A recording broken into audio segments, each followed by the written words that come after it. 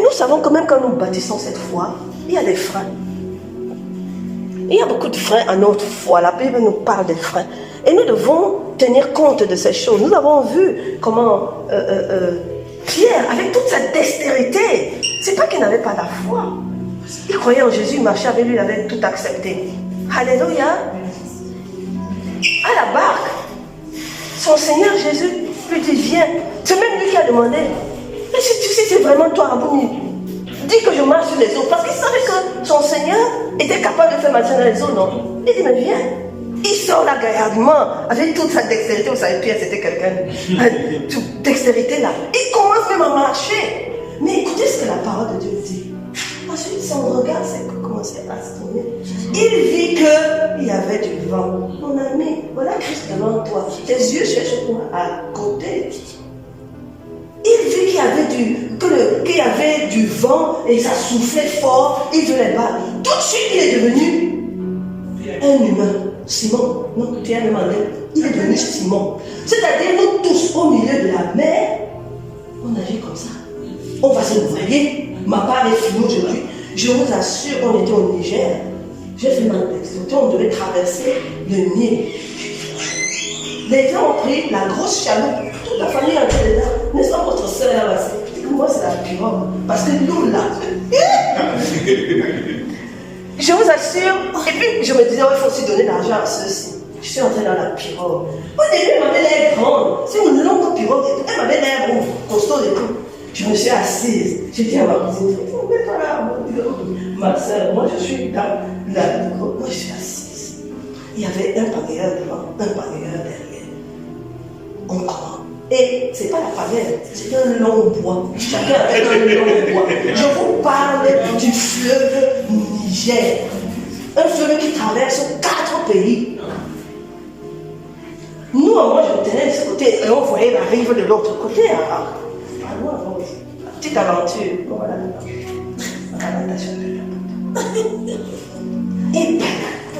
Il parlait tout. En parlant en Niger, moi, je ne comprends pas. Ils avancent.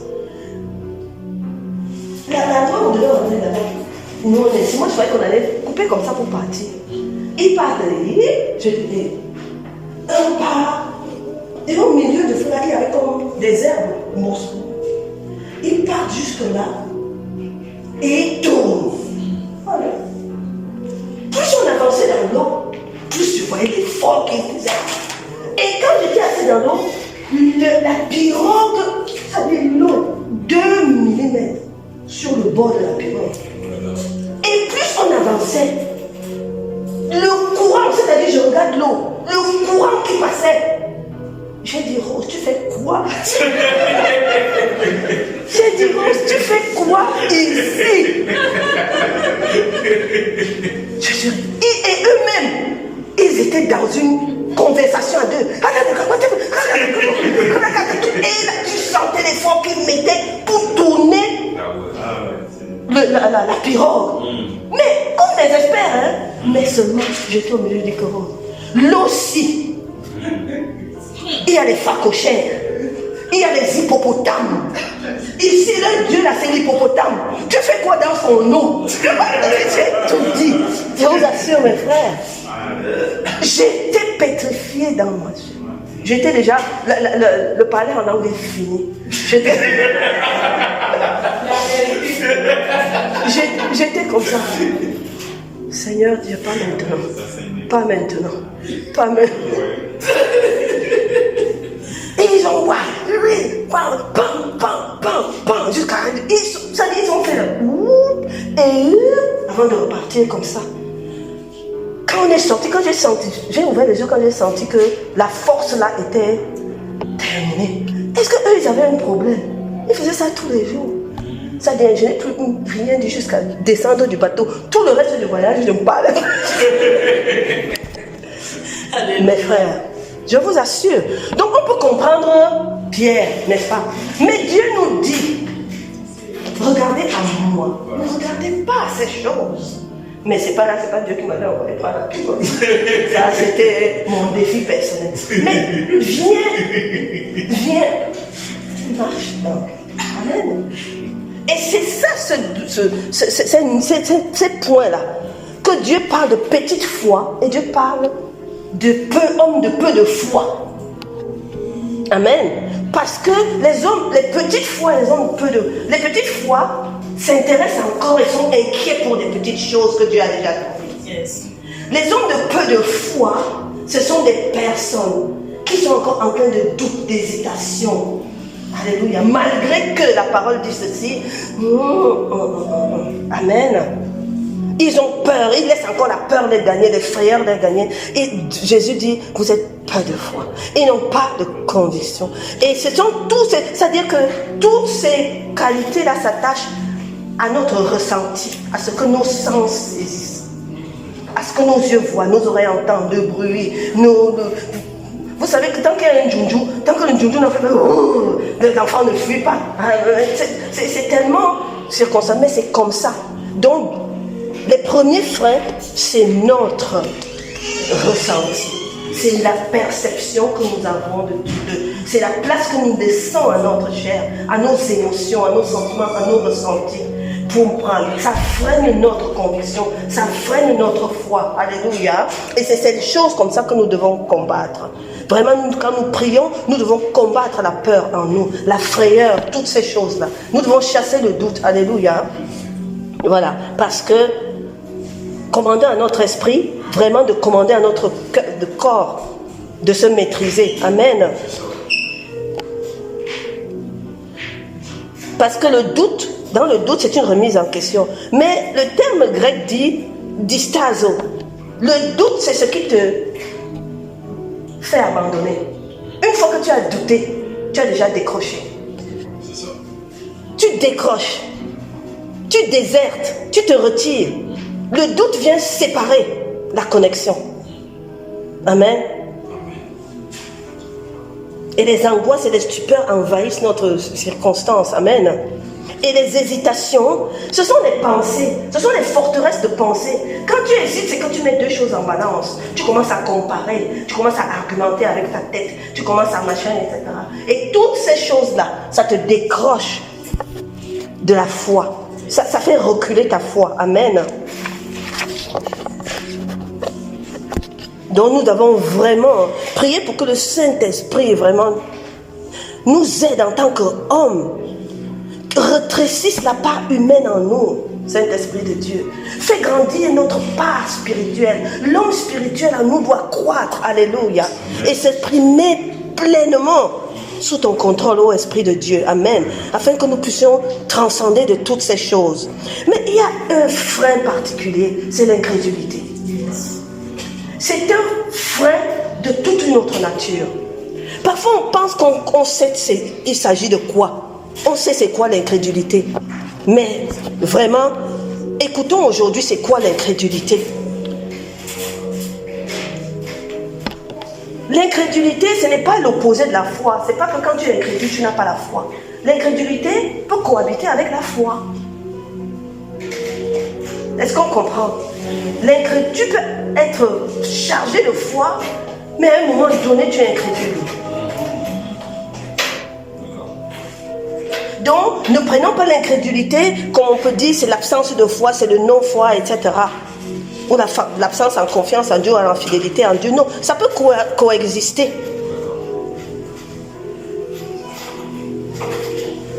C'est un état d'esprit. C'est une pensée très forte. C'est un raisonnement autour de nous. Pas forcément dans notre esprit à nous, mais même dans l'esprit des gens qui sont autour. L'incrédulité, c'est une pensée forte. Donc, autant la foi est une dynamique, c'est une force dynamique qui est active, autant l'incrédulité, c'est une force contraire à celle de la foi. C'est une force, c'est une pensée, c'est un état d'esprit, c'est une puissance qui arrive et qui va dans le sens contraire de la foi, donc de la confiance en Dieu, de la fermeté que tu es en train de bâtir. Ça a la capacité de pouvoir annuler la force qui est en action. L'incrédulité vient agir comme ça. C'est quelque chose de très puissant, l'incrédulité. Même si elle est une bribe, elle peut faire très mal par rapport à la foi. Parce que c'est Ce n'est pas comme le doute ou quoi que ce soit. C'est vraiment, moi j'ai qualifié ça, c'est un esprit, c'est un démon. Moi j'appelle ça comme ça, vraiment, c'est une puissance des ténèbres. Amen. Parce que quand on voit les gens qui sont athées, qui se disent je me suis athée et tout, ils sont vraiment possédés par le démon d'incrédulité. Alléluia. C'est une force démoniaque. Elle vient pour polluer une atmosphère. Ça peut être l'atmosphère dans ton propre esprit, mais l'atmosphère même courante. Nous prions pour dire que nous voulons être plongés vraiment dans une atmosphère de gloire. Il vient polluer l'atmosphère avec ses contre-vérités, avec ses idées reçues. Il apporte découragement, des moqueries, des calomnies. Il apporte un esprit de condamnation. Il apporte toutes ces choses qui font reculer ta foi. Hein? Regardons par exemple avec Thomas, mais prenons quelques cas d'incrédulité. Thomas a marché avec Jésus. Pendant tout le temps, Thomas a cru en Jésus. Thomas a cru en cet homme qui marchait et il n'y avait pas de problème. L'attitude des autres, c'est qu'ils peuvent ne même pas avoir reconnu Jésus. Quand Jésus est venu la première fois, ils ont eu peur la première fois. Mais quand Jésus dit c'est moi Jésus, ils sont pleinement d'accord avec. Amen. Thomas lui dit, moi, vos choses qu'on imagine seulement là, je ne suis pas dedans. Moi, vos choses quand vous me dites que quelqu'un est mort et puis qu'il est revenu, non. Moi, si je ne vois pas pour reconnaître, je ne suis pas avec vous. Là, il a déjà une pensée construite dans son esprit. Il a des idées qu'il fortifie dans son esprit et qu'il amène justement à mettre ce gap, ce doute dans le fait que c'est Jésus. Quand Jésus revient et lui montre ses mains, lui montre ses doigts, et après qu'il dit, ah oui Seigneur, il lui a dit, sois pas incrédule Thomas, crois seulement. Yes. Crois seulement. Thomas, je n'exige même pas ta foi, mais crois seulement. Amen. Amen. Crois seulement. Yes. Nous voyons aussi, il y a beaucoup de paroles dans le livre de Job, de ces trois amis-là, qui étaient comme des beaux parleurs, là, qui racontaient des histoires, ils disaient comme ils connaissaient beaucoup Dieu, là. Vous savez, Dieu, lui, il est comme ça, c'est un juge, il condamne le péché, il dit, il parle même des choses qu'ils ne savent pas. Ça rentre dans la tête de Job et tout ça là. Voilà les incrédules qui pourrissent l'atmosphère de Job avec leur incrédulité. Alléluia. Parce qu'ils disent des contre-vérités, ils disent des choses qui ne sont pas comme si c'était la vérité. Amen. Donc si Job, dans son état d'esprit même, a même cru à un moment, mais bon an, mal an, il préfère encore s'accrocher à son Dieu, partez dans l'autre sens. Amen. Je vous ai dit que c'est la somme des contre-vérités, des mauvais enseignements, des idées qu'on a reçues, des choses qui découragent, etc., qui bâtissent l'incrédulité en chacun de nous. On va prendre comment Jésus, lui, comportait. Parce que dans la Bible, il y a des cas de guérison ou d'intervention miraculeuse où Jésus a dû s'y prendre à plusieurs fois. Jésus a dû reculer, se mettre dans une posture particulière. Et à chaque fois, il a parlé d'incrédulité. Amen. Quand le chef de la synagogue est venu pour lui dire que son enfant était malade et qu'il a dit, allons. Il n'avait même pas fait 2 pas encore que des gens sont venus de la maison pour dire, Jairus, il dit, Jairus lui il a une démarche de foi, il croit en ce que Jésus-Christ peut faire. Il arrive, on dit, comme il parlait encore, survint le chef de la synagogue, survint de chez le chef de la synagogue des gens qui disent, ah, ta fille est morte, pourquoi importuner davantage le maître? Ça ne dérange pas les gens, hein? C'est déjà fini, terminé, elle est morte, pas seulement l'enterrer, hein? Découragement. Tu amènes quelqu'un à abandonner la démarche qu'il a entreprise, à se retirer, amen, à se décourager. Mais tout de suite, Jésus dit, la parole dit, sans tenir compte de ces paroles, sans tenir compte de tout ce qu'on venait de dire là, il dit au chef de la synagogue, ne crains pas. Tout de suite il stoppe. Ne crains pas. Crois seulement. C'est avec ça que je vais marcher. Pas de crainte ici. Crois seulement. Je ne te demande même pas une ferme foi. Crois seulement. Comme tu es venu me voir là, allons seulement. Amen. Amen. C'est une attitude que nous... Focalise-toi sur ce en quoi tu crois. Focalise-toi sur moi. Quand tu es venu me chercher, tu t'attendais à quelque chose. Continue de rester focalisé à ton attente. Amen. Amen. Et à le même instant, il ne permit à personne de l'accompagner, sauf Pierre, Jacques et Jean.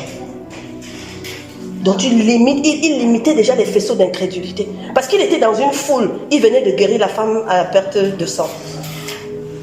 Donc il éloigne déjà tout ce monde. Les foules, c'est souvent très particulier. Et ils ont marché, ils sont arrivés à la maison du chef de la synagogue. Et Jésus vit une file bruyante, encore une foule. Des gens qui pleuraient, qui poussaient des grands cris, etc. Il entra et leur dit, pourquoi vous faites du bruit? Quelqu'un peut m'entendre que oui, il n'a pas de compassion, maintenant l'enfant est mort, il vient nous raconter les histoires. Pourquoi pleurez-vous? L'enfant n'est pas morte, mais elle dort.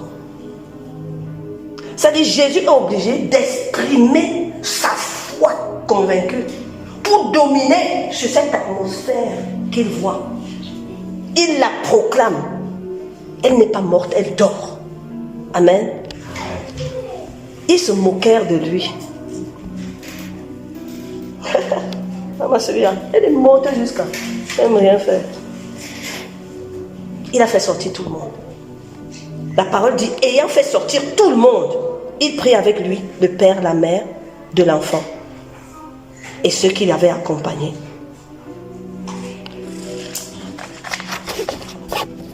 Mais quand il arrivait à portée de l'enfant, la parole dit, il saisit la main de la fille.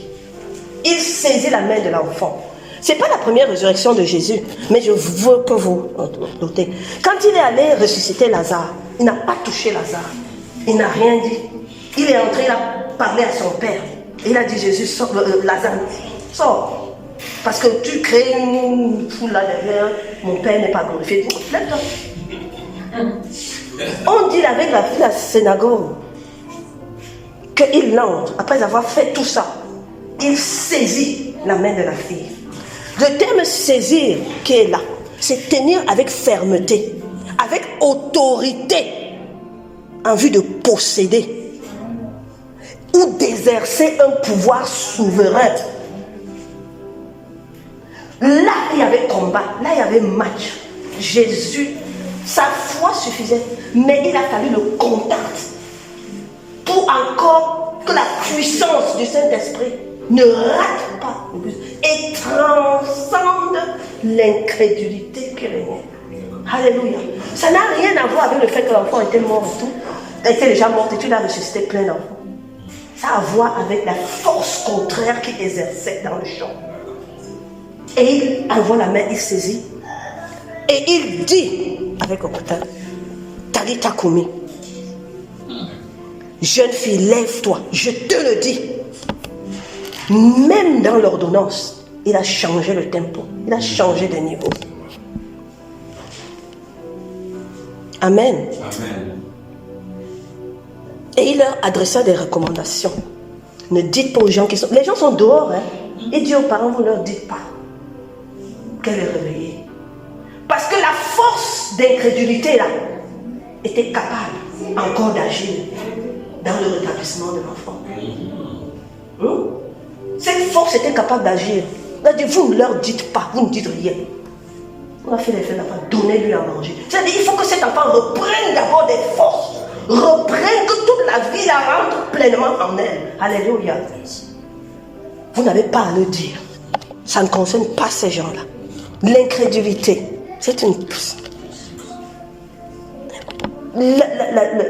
Le deuxième aspect, vous vous souvenez de l'histoire, quand Jésus-Christ a pris un malade, un aveugle est venu le voir, il a tenu sa main pour sortir du village. Beaucoup de gens disent c'est parce que c'était un village sorcier, c'était les liens familiaux, il était aveugle de naissance, etc. Oui, sans doute peut-être. Mais ce qu'il y a là-dedans, ce qu'il y a dans cette histoire, c'est toujours... On dit que le malade venait de Bethsaïda. Ils étaient à Bethsaïda. Et un malade est venu. Et ce n'était pas la première fois que Jésus rendait la vue à un aveugle.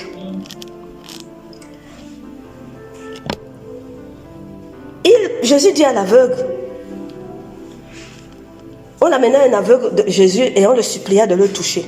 Jésus prit l'aveugle par la main et le conduisit hors du village, première chose. Puis il mouilla les yeux avec sa salive et lui imposa les mains. Et il demande, est-ce que tu vois quelque chose? Parmi toutes les guérisons de Jésus, c'est une démarche qui est assez particulière. L'aveugle regarda et répondit, j'aperçois des hommes, mais je les vois comme des arbres qui marchent. Deux notions. J'aperçois des hommes. Voilà ce qu'il voit. Ça veut dire que dès le premier toucher, sa cécité était guérie. Il voyait. Il a bien vu des hommes. Il a dit, je vois des hommes. Mais il a dit, j'aperçois des hommes. Il me dit, je les vois comme des arbres. La notion de la vue et la notion de la vision, c'est pas pareil. La vue se rattache au globe oculaire, ce qui est perçu. Mais la vision se connecte à l'esprit, à ce que tu penses, à la manière dont tu interprètes ce que tu as vu. Il a bien vu les hommes, mais son interprétation est erronée dans son esprit. La confusion dans ses pensées, il l'interprète mal. Pour lui, c'est les arbres qui sont en train de marcher. Jésus vient encore, posa encore les mains sur lui. Et à ce moment, parce que Jésus n'était plus en train de guérir la cécité, Jésus était en train de briser les effets de l'incrédulité sur la vie de cet homme, d'agir dans la pensée qu'il avait en lui. Et il lui dit, ne rentre pas au village. Ici, on peut dire, on n'a pas vu le mot incrédulité, mais je veux vous dire, on a dit qu'il venait de Bethsaïda. Je vous lis un verset concernant Bethsaïda. Malheur à toi, Chorazim, malheur à toi, Bethsaïda, car si les miracles qui ont été faits au milieu de vous avaient été faits dans Tyr ou Sidon, c'est-à-dire des pays qui n'ont rien à voir avec nous, il y a longtemps qu'elle se serait repentie en prenant le sac et la cendre. Bande d'incrédules, un pays rempli, un village rempli d'incrédules. Tu fais n'importe quel miracle, il y a toujours quelqu'un qui va dire, oh, ça n'a pas d'impact. Même Jésus a dit que si je vais guérir celui-ci ici, on en a pour toute la journée. Viens, on sort. Et il lui dit, tu as reçu ta guérison, ne rentre plus au village. Ça veut dire, n'aie plus de contact avec ces gens-là. Amen. N'aie plus de contact avec ces gens. On parle de la vue, hein. Ça a commencé avec un problème de vue. Donc c'est pour vous faire vraiment rentrer dans le pacte de l'incrédulité. Alléluia. Et c'est pareil, l'enfant possédé d'un esprit muet. Là, c'est les apôtres qui sont mis qui sont presque mis à défi. Amen. Jésus-Christ arrive et trouve une foule. Et lui, il vient d'un endroit où il a subi la transfiguration et tout ça. Il descend, les gens l'attendent. Donc, oui, Rabbi. Et il dit, mais qu'est-ce qui se passe? Et la parole, comment, j'aime vraiment la parole de Dieu, n'est pas. La parole, comment on dit que quand Jésus est descendu, il y a la première chose qui a attiré son attention. C'est que lorsqu'ils furent arrivés près des disciples, ils virent autour d'eux une grande foule et des scribes. Le regard de Jésus a vu qu'il y avait des scribes au milieu d'eux. Alléluia, qui discutaient. Et il leur a demandé, de quoi parlez-vous? Vous discutez de quoi avec ces gens-là? Parce qu'ils savaient la profondeur des fausses doctrines que les scribes et les découragements que les scribes pouvaient dire. Il dit, de quoi parlez-vous?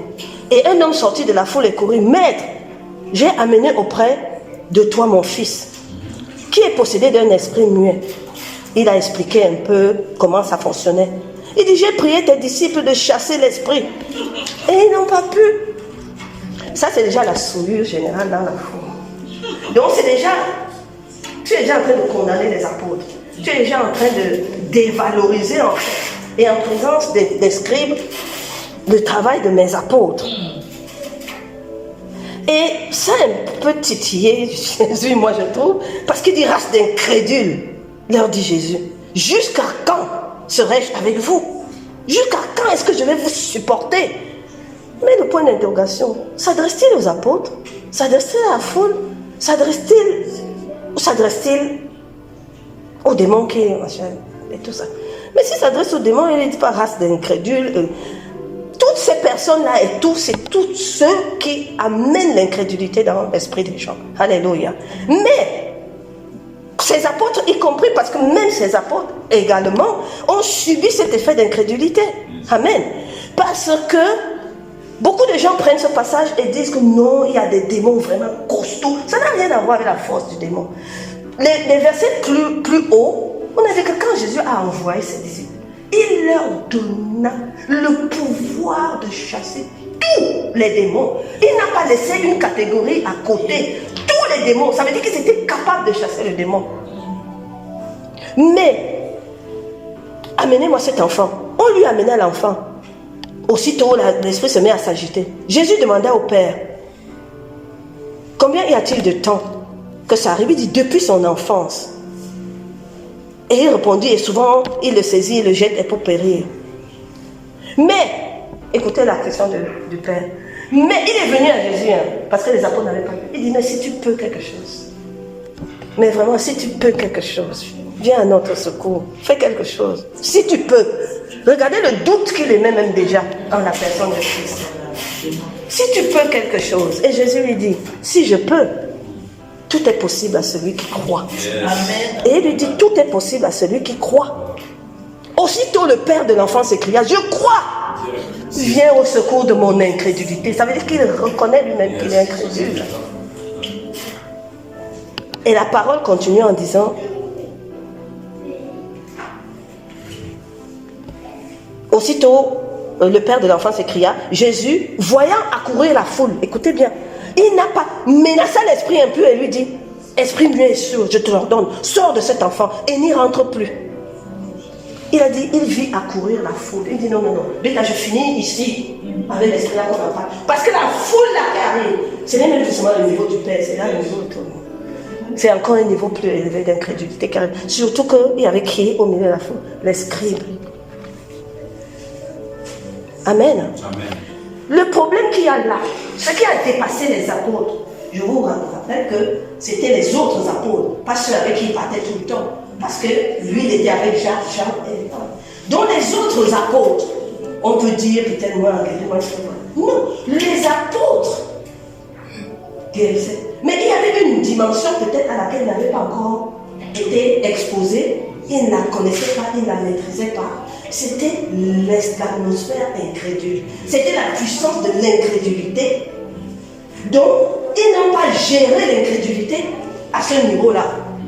Amen. Ils n'ont pas géré, ils n'ont pas perçu qu'il y avait ces forces qui pouvaient s'opposer et ils n'ont pas géré, ils n'ont pas pris en compte. Et moi je dis toujours, dans des situations pareilles, c'est là où on parle, j'introduis une fois, c'est là où on parle même des dons de foi. Parce que j'expliquais déjà avec le Saint-Esprit que les dons sont les dons du Saint-Esprit qu'il dispense comme il veut pour des circonstances particulières. Et moi je suis persuadée, notre Seigneur débordé d'esprit, je ne dis pas non, mais il y a des situations aussi où vraiment le don de foi a s'est manifesté. Alléluia. Et même les apôtres là, s'ils avaient pris conscience de l'incrédulité, s'ils avaient considéré cet élément-là, je pense que dans leur disposition, vraiment, le Saint-Esprit leur aurait, parce qu'il faut solliciter, il faut être dans un état d'esprit. Voilà, solliciter pour avoir un don de foi, ils n'ont pas eu. Alléluia.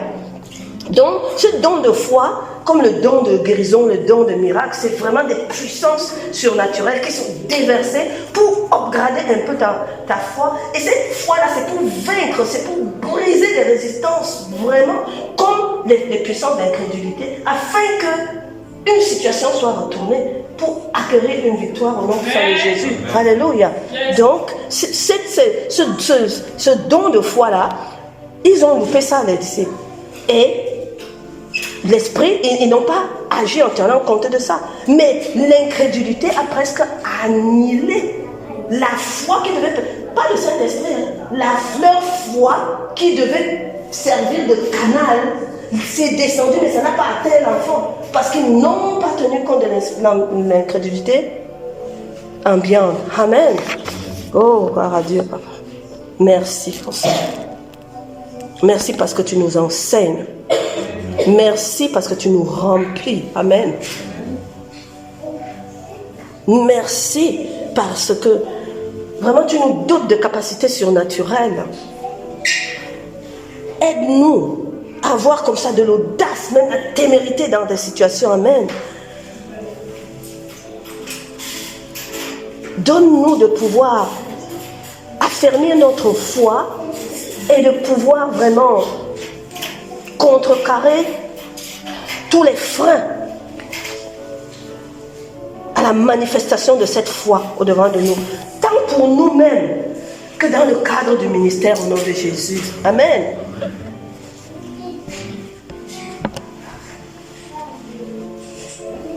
Nous savons que ce n'est pas à la fois que nous rentrons en possession de tout ce que le salut nous donne.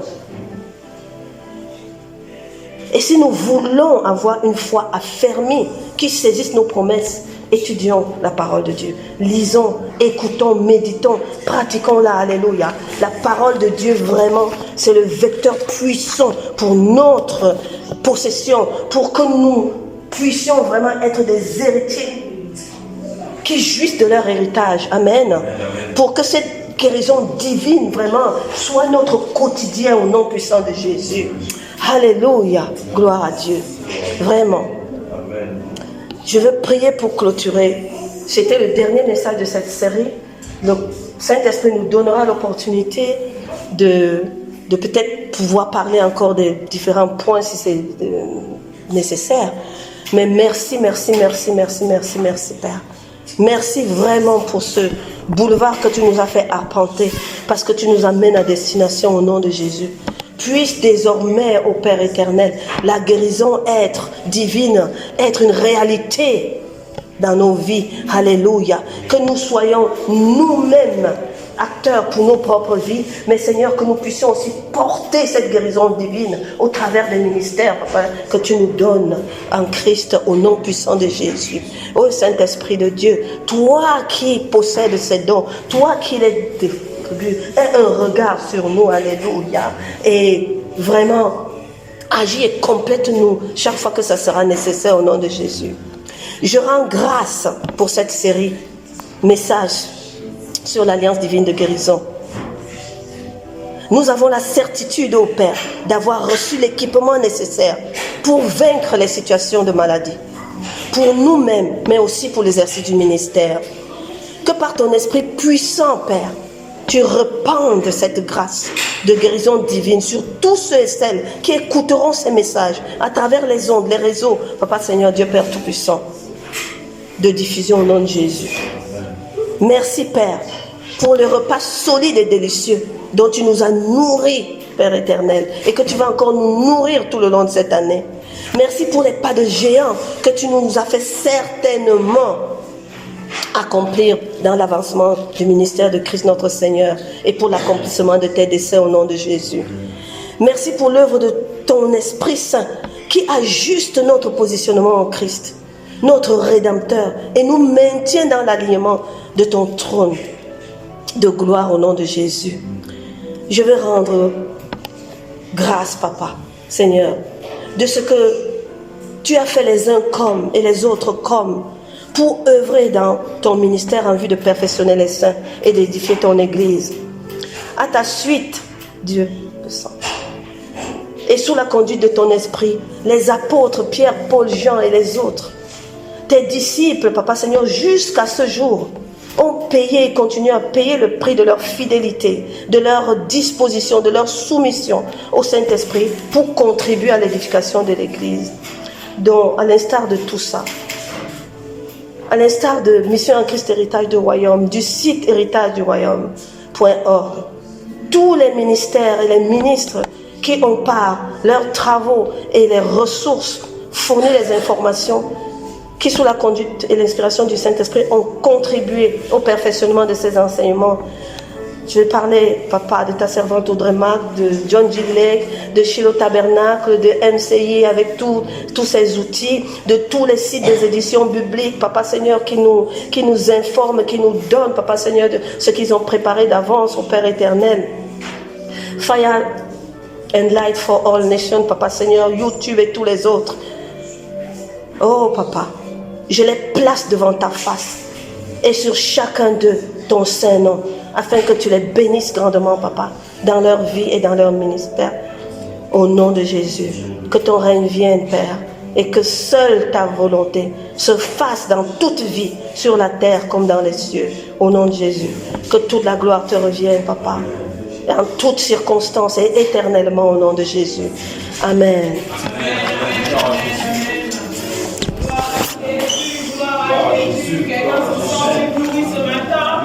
Quelqu'un se sent béni ce matin. Quelqu'un se sent les montées ce matin. Oh, que quelqu'un dise atmosphère de foi. Que quelqu'un dise atmosphère de foi. Que quelqu'un dise atmosphère de foi.